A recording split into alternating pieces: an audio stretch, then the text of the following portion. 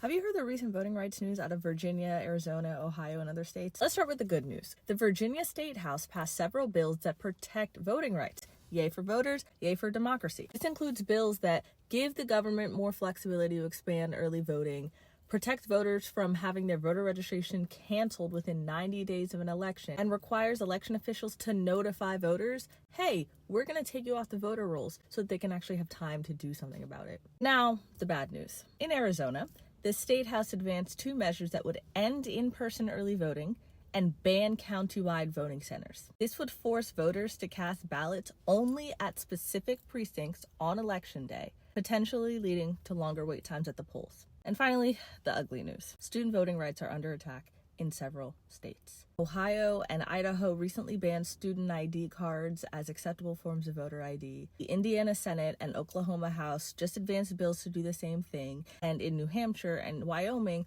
lawmakers are considering similar legislation. Restricting students' voter access makes it harder for young people to vote in their college area, where many of them live for years and where they're impacted most by their local community's policies. Why would we make it harder for students to get involved and vote in their communities? Right. So with everything going on in the country right now, take 3 minutes to make sure your voter registration is up to date at whenweallvote.org.